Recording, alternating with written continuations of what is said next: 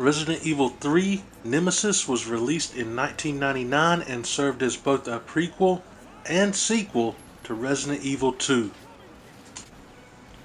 On September 28, 1998, 24 hours prior to the events of Resident Evil 2, former STARS member Jill Valentine attempts to escape from Raccoon City. Most of the population has been transformed into zombies by an outbreak of the T-virus, a new type of biological weapon secretly developed by the pharmaceutical company Umbrella.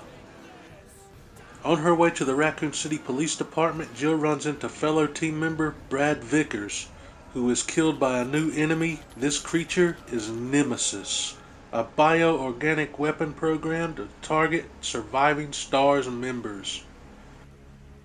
After Jill evades the Nemesis, she encounters 3 surviving members of the Umbrella Biohazard Countermeasure Service: Carlos, Mikhail, and Nikolai. That's all I'll be covering of the plot, as to not spoil anything for anybody that hasn't played this and still wants to. Like every game I've covered so far on Retro Flashback, this was one of my absolute favorites growing up. I've put I don't know how many hours into this game. There's multiple endings, tons of costumes to unlock, tons of other unlockables at the end for different scenarios that you go through. This game featured a choice system, which was a first for the Resident Evil series, and one of the most fun and unique things I had seen in a game to that point. Every time you encountered the Nemesis, you were given 2 options. Whichever you picked had the potential to affect the outcome of the game and the different endings you could get, as well as different ways you could deal with the Nemesis, whether you wanted to fight, or run, or hide, or flip a certain switch instead of another option. So many different things you could do with this, and it was just such a great feature back in the day. Not gonna lie, if you choose to fight Nemesis on certain occasions during your very first playthrough, you're gonna get wrecked. He is a bullet sponge, but if you do manage to defeat him, he drops cases that have some very important items in them that's gonna help your playthrough along the way. Now, I have played and loved every single Resident Evil game in the main series, even 6. Keep in mind, this is just my opinion. I know others will feel differently, but to me, Resident Evil 3 Nemesis was the last truly great game in the series. There have been other really good games in the series after that. Code Veronica, RE4, but RE3 was the last great one.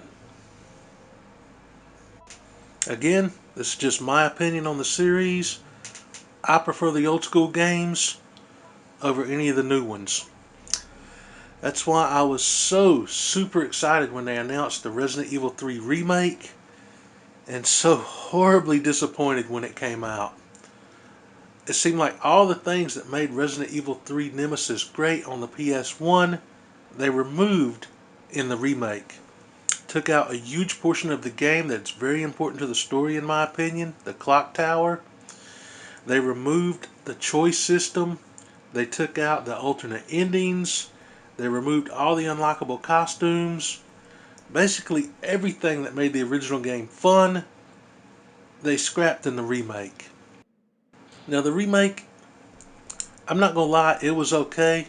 It was cool to play, but it was massively disappointing compared to the original. I mentioned Resident Evil Code Veronica earlier. That is a game I will be covering on a future episode of Retro Flashback. But I still have quite a few PS1 games to go through before I move into the PS2 era.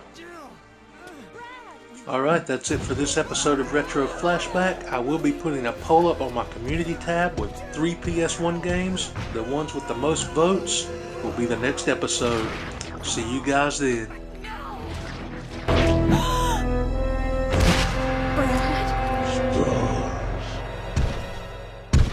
What did you say is